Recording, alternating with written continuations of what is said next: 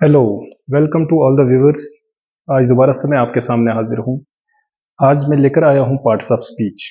पिछले लेक्चर्स में हमने टेंसेस को डिस्कस किया और कोशिश की मैंने हर एक पार्ट में टच करूँ। और आज आपके सामने लेकर आया हूँ tenses, sorry, parts of speech. और पार्ट्स ऑफ स्पीच क्या होता है ये आपके सामने मैं बयान करूँगा, डिस्कस करूँगा आपके साथ।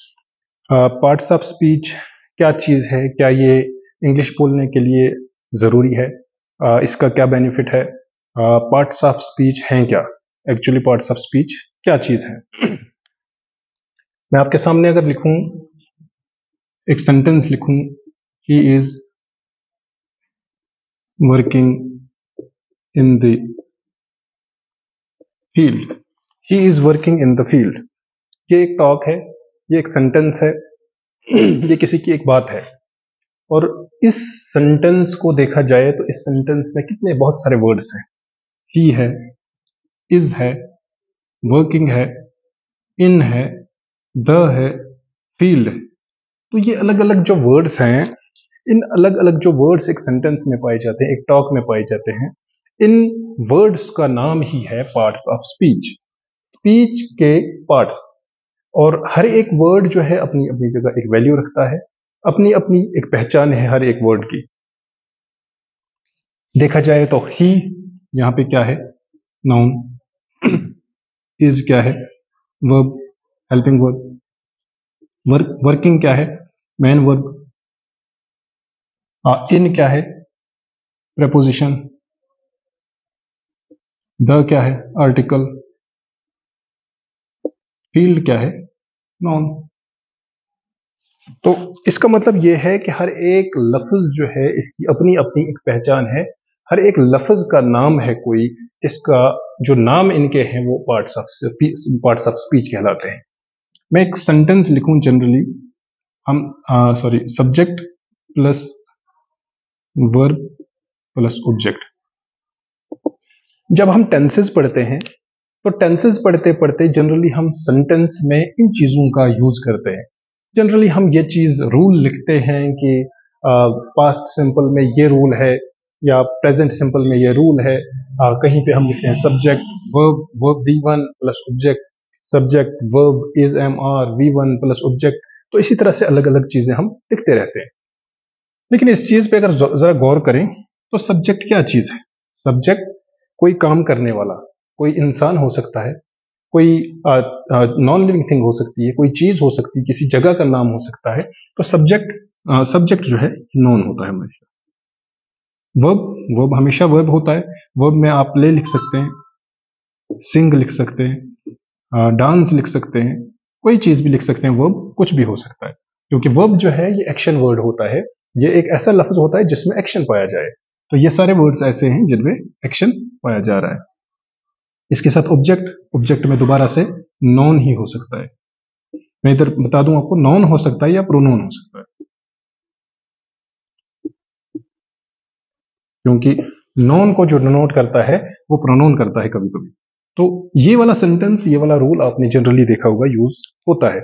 इसका मतलब अभी तक हमने यहाँ पे कवर क्या किया, एक तो हमने नॉन कवर किया, एक हमारे पास वर्ब, वर्ब हमें पकड़ लिया, और इसके साथ हमने ये भी नॉन है, नॉन या प्रोनोन। तीन चीजें हमारे पास आ गई, नॉन, वर्ब एंड प्रोनोन। ठीक है, तो ये तीन चीजें हमने कवर कर ली। तो इसके साथ मैं अब आगे चलूंगा, ये चीज मैं आपके सामने रखूंगा। हो सकता है आगे इसकी हेल्प की जरूरत पड़े हमें।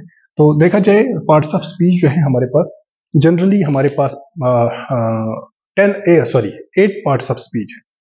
तो लेकिन कुछ लोग जो है एक और पार्ट ऑफ स्पीच इसमें ऐड करते हैं, वो करते हैं आर्टिकल, और वो टोटल इसमें 9 बनाते हैं। लेकिन 8 जो मेन पार्ट्स ऑफ स्पीच हैं वो है, नंबर 1 नाउन, 2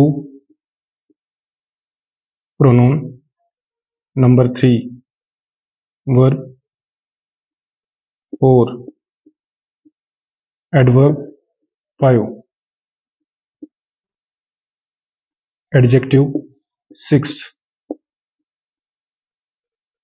preposition, 7 conjunction, 8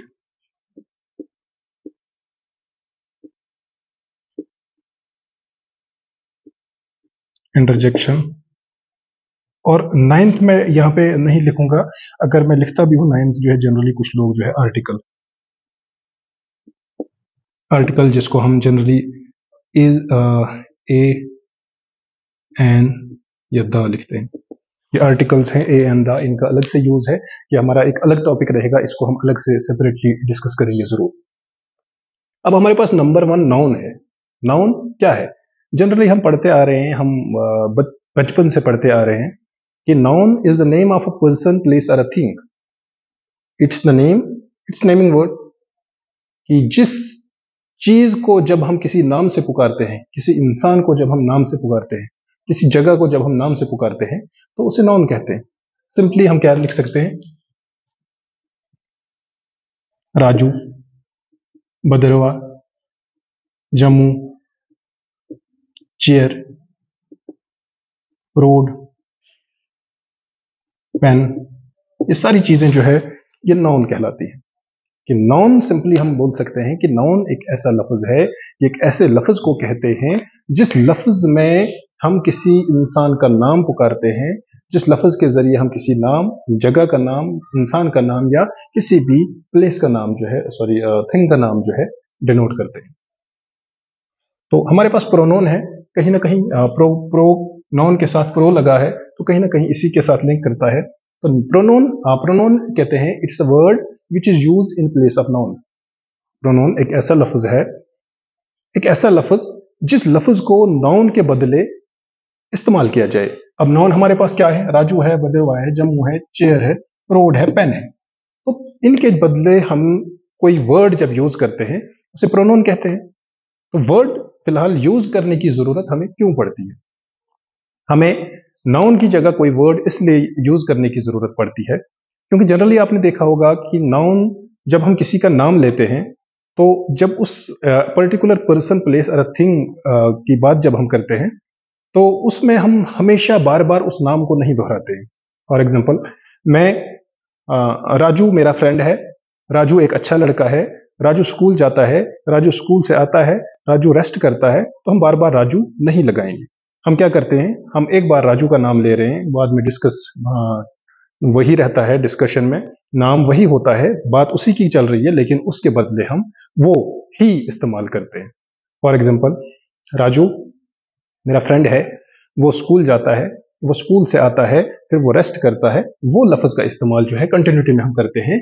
तो जब हम राजू के बदले ही का लफ्ज, जब राजू के बदले हम ही लगाएं, भद्रवा के बदले जो है इट लगाएं, दिस लगा सकते हैं, तो ये जो है सेंस पे डिपेंड है किस वक्त कौन सा लफ्ज। चेयर के लिए इट लगा सकते हैं, दिस लगा सकते हैं, रोड के लिए भी, पेन के लिए भी। तो ह्यूमन बींग्स के लिए ही, शी, फॉर एग्जाम्पल रानी है, रानी अगर हम लिखें रानी, तो रानी के बदले हम शी लिखेंगे। तो ये डिपेंड करता है कि हमारे पास सेंटेंस कैसा है, बात किसकी कर रहे हैं। हमारे पास वर्ब की बात करें, हमारे पास वर्ब आता है, तो वर्ब अभी हमने यहाँ पे डिस्कस किया कि verb it's a word which shows some action, जिसमें एक्शन पाया जाए, जिसमें मूवमेंट पाई जाए। फॉर एग्जाम्पल, कोई भी लफ्ज जिसमें हम जो लफ्ज हम बोले जिसमें मूवमेंट पाई जाए, फॉर एग्जाम्पल प्ले, मूवमेंट पाती है, खेलते खेलते मूवमेंट होती है, मूवमेंट पाई जाती है इसमें। डांस मूवमेंट है, वॉक, रन, स्विम, चाहे हम स्विम करें, रन करें, सिंग करें, सॉन्ग गाते हैं, तो इसमें मूवमेंट पाई जाती है। तो जिस भी किसी वर्ड में, कोई वर्ड जब हम यूज करते हैं जिसमें मूवमेंट पाई जाए, उसे वर्ब कहा जाता है। तो ये हमारे पास वर्ब डिस्कस हुआ। उसके बाद हमारे पास साथ ही है एडवर्ब। अब एडवर्ब क्या चीज है? तो यहाँ पे दोबारा से जैसे नाउन और प्रोनाउन कहीं ना कहीं सिमिलर से नाम दिखते हैं, तो वर्ब एंड एडवर्ब भी सेम होते हैं। कहीं ना कहीं आपको लगता है वर्ब के बाद एडवर्ब, एड ही इसमें यूज किया है, बाकी वर्ब ही है। तो एडवर्ब कहीं ना कहीं ये प्ले करता है। हम यहाँ से एक ट्रिक रख सकते हैं कि एडवर्ब मीन्स वर्ब में एडिशन, एडवर्ब मीन्स वर्ब में एडिशन। तो वर्ब में एक ऐसा लफ्ज जो वर्ब में एडिशन करे, जो वर्ब को इजाफा करे, जो वर्ब को बताए कि वर्ब कैसे हो रहा है, मतलब means verb means action, action कैसे हो रहा है। अगर कोई लिख रहा है तो वो कैसे लिख रहा है, अगर कोई चल रहा है तो वो कैसे चल रहा है, अगर कोई काम कर रहा है तो वो कैसे कर रहा है। फॉर एग्जाम्पल, वर्ब की अगर हम कुछ कुछ वर्ड्स हम यूज करें, वर्ब वर्ब जो है पार्ट ऑफ स्पीच, जो वर्ब एडवर्ब है, सॉरी, जो पार्ट ऑफ स्पीच एडवर्ब है, इसके कुछ वर्ड्स हम यूज करें, क्या क्या हो सकते हैं एडवर्ब? स्लोली, कोई चल रहा है, कैसे चल रहा है? स्लोली, आहिस्ता आहिस्ता।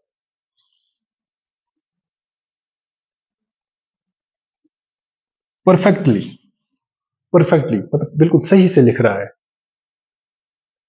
पेशेंटली,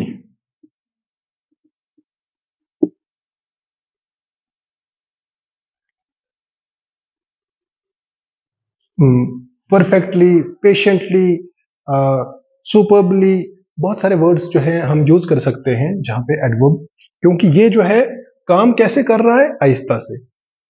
काम कैसे कर रहा है? परफेक्ट, परफेक्ट तरीके से कर रहा है।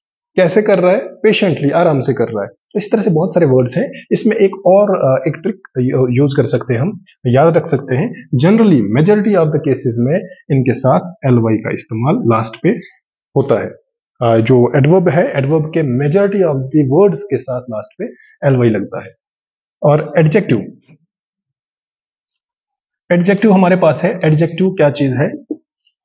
जिस तरह से हमने वर्ब की क्वालिटी को जाहिर करता है एडवर्ब, वर्ब की खासियत बताता है एडवर्ब, इसी तरह से नाउन की खासियत बताता है एडजेक्टिव, नाउन की खासियत बताता है एडजेक्टिव। यहां पे हमने देखा वर्ब की खासियत बता रहा है कि काम कैसे हो रहा है, एक्शन कैसे हो रहा है, वो हमें बताता है एडवर्ब। लेकिन नाउन, नाउन जो है, नाउन की तारीफ जो करता है वो करता है एडवर्ब। तो नाउन की तारीफ कैसे, किन वर्ड्स में नाउन की तारीफ हो सकती है? एग्जाम्पल के तौर पर आपके पास कुछ वर्ड्स होने चाहिए ताकि उससे समझ हो जाए, क्लियर हो जाए कि कौन से ऐसे वर्ड्स हैं जिसकी वजह से हमें लगा कि नाउन की जो है तारीफ हो रही है, नाउन की क्वालिटी को बयान किया जा रहा है। फॉर एग्जाम्पल नाउन है राजू, तो राजू, राजू ब्यूटीफुल है। राजू, उसकी क्वालिटी यही बता सकता है, ब्यूटीफुल है। या स्मार्ट है, जनरली स्मार्ट यूज होता है, ब्यूटीफुल कम यूज होता है मेल्स के लिए। मान के चले ब्यूटीफुल है, अगली है, अगली है। अच्छा, ऑनेस्ट, ऑनेस्ट, ऑनेस्ट भी इसकी एक, ऑनेस्ट है, थीफ है, जो भी कोई है, चाहे इसकी तारीफ में जो है, ये आप बात क्लियर कर दूं, एक तारीफ में ये सिर्फ ये नहीं है कि उसकी अच्छाई हो, उसकी बुराई भी हो सकती है। एडजेक्टिव जो है ये सिर्फ किसी नाउन की, नाउन की सिर्फ बुराई या अच्छाई नहीं है, बल्कि दोनों चीजों को कवर करता है। चाहे उसकी बुराई के बारे में बताया जाए, चाहे उसकी अच्छाई के बारे में, उसकी तारीफ किसी भी एंगल से हो, नेगेटिव हो पॉजिटिव हो, दोनों चीजों में कवर करता है। हमारे पास प्रपोजिशन है। प्रपोजिशन और कंजक्शन, कंजक्शन और प्रपोजिशन दो ऐसे वर्ड्स हैं, थोड़ा कंफ्यूजिंग रहते हैं। जनरली इसमें कंफ्यूजन रहती है मैक्सिमम जगहों पे लोगों को। प्रपोजिशन जो है एक ऐसा लफ्ज है जो हमें नाउन की पोजीशन बताता है। फॉर एग्जांपल, नाउन जो भी है, नाउन टेबल पे है, टेबल के नीचे है, टेबल के साइड पे है, टेबल के फ्रंट पे है, टेबल के कहां पे है, जहां पे भी, दीवार के साथ है, दीवार के नीचे है। तो इस चीज का जो लफ्ज हमें नाउन की पोजीशन बताए, तो उस लफ्ज को हम क्या लिखते हैं? प्रपोजिशन। प्रपोजिशन शॉर्ट में लिख सकते हैं, छोटे छोटे वर्ड्स होते हैं मैक्सिमम तौर पर। For example, at, in, on, into, इसके बाद अबो, ओवर वगैरह। तो ये ऐसे लफ्ज हैं जो कहीं ना कहीं नाउन की पोजीशन, ये एक, ये सेंटेंस में एक टेस्ट बनाते हैं। हर एक पार्ट ऑफ स्पीच जो है सेंटेंस में, मेजर बहुत सारे सेंटेंस में बहुत जरूरी होते हैं। तो उसी की वजह से हमें पता चलता है कि नाउन की पोजीशन क्या है, नाउन का पोजीशन क्या है, उसकी वजह से फिर टेस्ट एक सेंटेंस में बन पाता है। तो ये ऐसे वर्ड्स हैं जो, जिनको हम कंजक्शन कहते हैं, सॉरी प्रपोजिशन कहते हैं। कंजक्शन भी एक ऐसा लफ्ज है, कंजक्शन एक ऐसा लफ्ज है जो दो वर्ड्स को या दो सेंटेंसेस को आपस में लिंक करे, उनको आपस में एक रिलेशन बनाए, उनकी आपस में, उनको एक सेंटेंस में आपस में जोड़े, जोड़कर जो है, ताकि उसकी सेंस प्रॉपर बने। जोड़ना एक सेंटेंस को इसीलिए जरूरी होता है ताकि एक बात को कंप्लीट किया जाए, एक सेंस जो है उसमें पाई जाए। कंजक्शन में जनरली आप देखोगे and, for example, Ram and Shyam, या Ram was playing and Shyam was sleeping. दो सेंटेंसेस को आपस में जोड़ा, एंड बीच में आ गया, आपस में एक लिंक बना दिया। राम एंड श्याम, जब दोनों लफ्ज को एक साथ जोड़ दिया, जो बीच में यूज हो गया एंड, उसने काम क्या किया, इन दो लफ्जों को आपस में जोड़ा, और इसी को कहते हैं कंजक्शन। कंजक्शन वर्ड ही एक ऐसा है, ऐसा वर्ड जो दो वर्ड्स को, दो सेंटेंसेस को या दो डिस्कशंस को, दो टॉक्स को आपस में जोड़े। एंड, सो, स्टिल, और एक्स्ट्रा, इस तरह से बहुत सारे वर्ड्स होते हैं जो आपस में दो सेंटेंसेस को, दो वर्ड्स को आपस में लिंक करे, या दो आपस में जोड़े और एक प्रॉपर एक सेंस दे। देखा जाए, एक इंटरजेक्शन लास्ट पे एक मैं आपके साथ डिस्कस कर रहा हूँ, 8th पार्ट जो इसका है, interjection. Interjection, it is a word which shows some sudden expression और सडन फीलिंग। फॉर एग्जाम्पल, किसी ने मैच जीता, मैंने मैच जीता, तो मैच जीतते ही मेरी एक खुशी अचानक से मुझ में हो गया, wow, we have won the match. या कभी कोई बुरी खबर सुनती, ओह, ऐसा नहीं होना चाहिए था, सो सैड, ओह, सो सैड। ये जो लफ्ज ओह है, ये जो लफ्ज ओह है, ये ओह जो है, ये रिप्रेजेंट करता है सडन एक्सप्रेशन और सडन फीलिंग्स को। एक ऐसा लफ्ज जो सडन फीलिंग्स, जिसके जरिए, जिस लफ्ज के जरिए सडन फीलिंग्स या सडन इमोशंस आपके सामने आते हैं, उन चीजों को इंटरजेक्शन कहते हैं। ओ है, वाह है, तो जनरली इनके साथ साइन ऑफ एक्सक्लेमेशन भी यूज किया जाता है।